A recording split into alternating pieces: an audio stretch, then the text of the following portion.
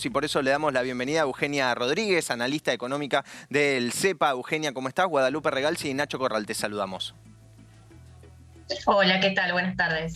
Muchas gracias por tu tiempo, Eugenia. Bueno, conocimos el número de la inflación en Ciudad de Buenos Aires, 7,7% en julio. ¿Es un número similar y esperable a lo que vamos a poder encontrar en Nación esta semana?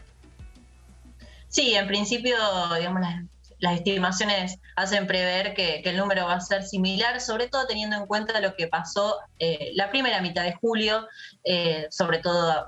¿no es cierto?, la renuncia del hoy ex ministro Guzmán, los cambios que implicaron, digamos, movimientos tanto en el frente cambiario, expectativas también desde el punto de vista financiero que digamos, agudizaron quizás problemas que ya venían, digamos, manifestándose, pero que se complejizaron bastante y se trasladaron de forma especulativa a los precios, ¿no? Sabemos que hubo hasta remarcaciones de un 20% en algunos casos, con listados que llegaban a los comercios, por ejemplo, con ese impacto, o también faltante de mercadería, faltante de stock que refuerza toda la incertidumbre y se termina trasladando en definitiva a los precios, la brecha que se fue incrementando y que también, digamos, es utilizada, si se quiere, como excusa para un traslado a los precios, que difícilmente después se retrotraen. Es decir, un panorama que un poco nos anticipaba lo que seguramente termine siendo el índice de este jueves, diferente a las expectativas, ¿no?, que teníamos en mayo, con un inicio de una desaceleración, pero bueno, que finalmente va a ser complejo, sobre todo en el mes de julio, y quizás algo también para este mes de agosto. Sin duda, Eugenia. El pronóstico de Massa al asumir al menos era que ahora esta inflación va a ser incluso la más alta del año, podríamos llegar a decir, sin saber cómo van a ser los meses posteriores, pero que después del dato de julio quizás empiece a volverse a ese sistema de desaceleración. ¿Las consultoras lo proyectan de esa manera también? ¿Es posible? Bueno, me parece que ahí el punto clave es las medidas que se logren aplicar y sobre todo la efectividad, más allá de los anuncios, sino, bueno, que digamos, caminos, si se quiere, mucho más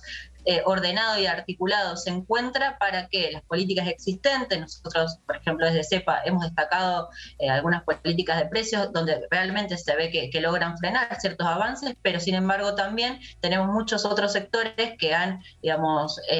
especulado con la canasta básica de las familias, y en ese sentido creo que lo que se logra hacer tanto para resolver lo urgente, muy vinculado a quizás más la falta de divisas, a la escasez de dólares, al ordenamiento fiscal, y lo importante que tiene que ver con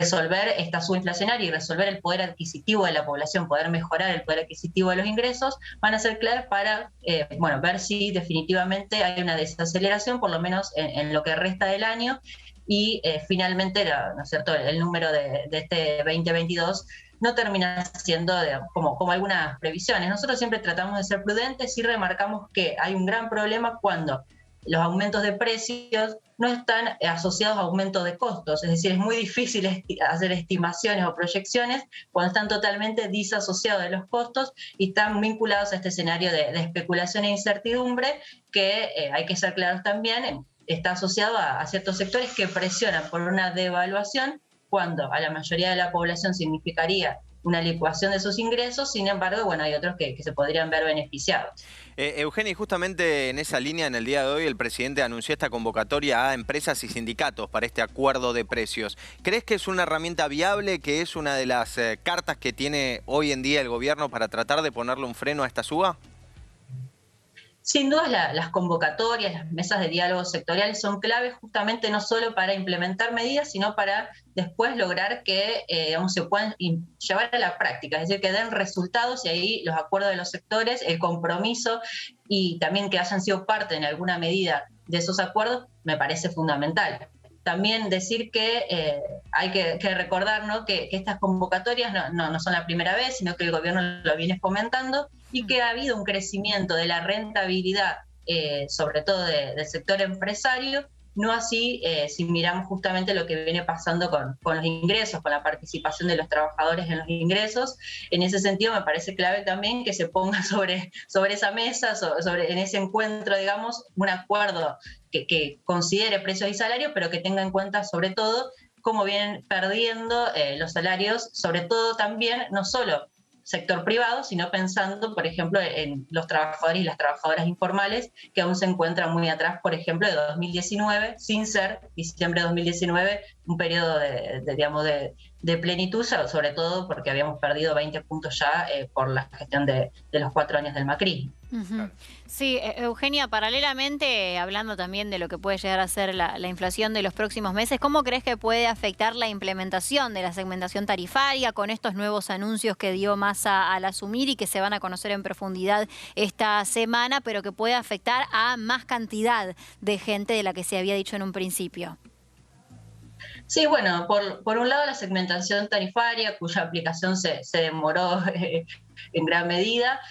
tiene que ver con una necesidad de, bueno, cumplir con un acuerdo, por un lado, con el Fondo Monetario Internacional, que ya está programado, bueno, acordado, aprobado por el Congreso Nacional, pero además también con esta necesidad de ordenamiento fiscal y de ajustarse, ¿no es cierto?, a todo lo que viene siendo algo no previsto por el gobierno, imposible de prever, que fue la suba internacional de los combustibles, y así como demandó mayores divisas para poder importar energía, también mayor gasto a nivel local en el sentido de sostenimiento de los subsidios, digamos, a una situación concreta, viene a responder a este problema concreto. Sin embargo, a su vez, es cierto que va a tener un impacto en las familias, va a tener un impacto en el sector industrial y productivo, y a mí me parece clave, volviendo un poquito a lo que hablábamos antes, digamos, pensar en los ingresos, un refuerzo de ingresos, sobre todo por una pérdida que viene, digamos, afectando a los trabajadores y trabajadoras por los aumentos generalizados, destacando también ahí lo que estuvo pasando sobre todo desde marzo, abril, con el aumento en el rubro alimentos, que sabemos que no podemos prescindir de ello, y a lo que se agrega ahora, bueno, la parte tarifaria. También creo que resta bien conocer cómo se va a implementar o cuáles son los detalles. Nosotros desde CEPA, por ejemplo, veíamos que este tope de 400 watts de consumo, generalmente el promedio de consumo es menor, sin embargo hay que tener en cuenta también que los sectores de menores ingresos suelen tener un consumo algo mayor porque utilizan más electrodomésticos, es decir, distintas variables que me parece se tienen que poner en juego, se tienen que considerar, mejor dicho, al momento de esta implementación. Habrá que ver, ¿no es cierto?, cuáles son los detalles que se anuncian finalmente el jueves. Eugenia, hoy conocimos el número de la deflación de Brasil, este número negativo en el aumento de los precios que registró. ¿A qué se debe en líneas generales y si es posible para Argentina replicar alguno de los puntos que permitieron a Brasil conseguir ese número? Bueno, son economías diferentes, sobre todo, digamos, en problemáticas estructurales. Nosotros siempre remarcamos, parece algo que se repite porque sí, pero es cierto que nuestro país tiene, digamos, en la inflación una explicación a partir de diferentes variables, muchas de las cuales son estructurales, es decir, son parte de diferentes, digamos, funcionamientos de nuestra economía nacional. Sin embargo, sí te puedo decir que en el caso de Brasil lo que observamos es un impacto que va en sintonía con los precios internacionales, y ahí sí lo vinculo cuando a veces se menciona, ¿no?, este impacto internacional. Bueno, realmente hay un impacto internacional de los precios y sobre todo en materia de energía y combustibles. Si miramos, por ejemplo, puntualmente lo que pasó en Brasil, vemos que tuvieron un pico de 1,7 en el mes de marzo en materia inflacionaria, muy vinculado a la suba de precios que se dio justamente a nivel internacional, y después fue decayendo hasta ahora esta deflación del mes anterior, que tiene que ver justamente también con una caída de los precios internacionales, es decir, en dólares, y una pequeña apreciación que tuvo el real también, en una economía global donde a su vez, por ejemplo, las tasas de interés de Estados Unidos suben, ¿no es cierto? Eso incrementa el valor del dólar y presiona a las economías emergentes, como en el caso de Brasil, genera una suba también en el real. Me parece que hay, digamos, una vinculación directa con el impacto de los precios internacionales. Después, en el detalle, nuestras causas también tienen que ver con esto que siempre también mencionamos, que es la economía bimonetaria, donde tenemos un factor que es el tipo de cambio, digamos, y ahí aparece esto de las reservas que también se viene mencionando, y fue uno de los anuncios, creo que si no me equivoco, lo primero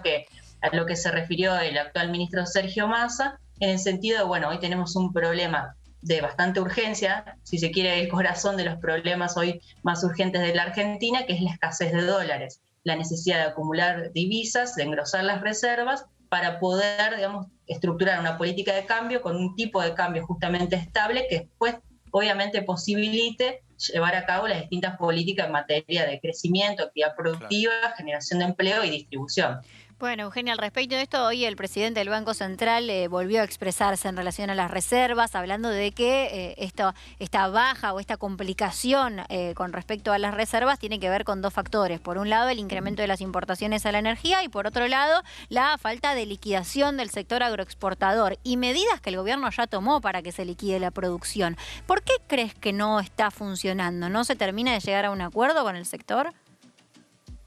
Bueno, es un punto clave, ¿no? Ver si realmente logra tener impacto, ya está en vigencia. Me parece que ahí la convocatoria que hizo el nuevo ministro a una mesa de diálogo puntualmente a las entidades más representativas del sector, en el sentido de que estamos hablando también de las de mayor dimensión, como es la mesa de enlace, a sentarse a dialogar o a establecer acuerdos y también entiendo a poner finalmente, digamos, claro sobre oscuro respecto de qué es lo que está pasando. Obviamente no podemos, digamos, desconocer que el sector tiene sus intereses en el sentido de, bueno, la liquidación a partir de obtener el mejor precio posible. Sin embargo, existe una herramienta hoy, digamos, incentivo concreto por parte del gobierno, puntualmente del Banco Central. Creo que la clave de esta herramienta es si termina funcionando, ¿no? Es decir, si efectivamente se logra la liquidación. Después, nosotros por ahí, por ejemplo, desde CEPA veíamos que quizás tendría que haber estado acompañado. Una posibilidad es que estuviera acompañada de algunas otras herramientas, más de tinte fiscal, crediticio, es decir, de algunas otras herramientas que hoy el gobierno tiene, digamos, en el vínculo cotidiano con el sector, como para que no sea solo un incentivo, sino también articulado de manera más estratégica con las distintas áreas del gobierno que sabemos que tienen impacto, que tienen vínculo corriente con el sector. Creo que la clave es lograr que funcione y también conocer este compromiso del que hizo referencia Massa, ¿no? Un compromiso por parte de algunos sectores, incluyó agro, minería y pesca. Bueno, de en qué consiste ese compromiso, si es a partir solo de lo vigente o si va a haber alguna modificación y en qué sentido. Clarísimo el análisis, Eugenia Rodríguez. Muchísimas gracias por la comunicación con Tarde a Tarde.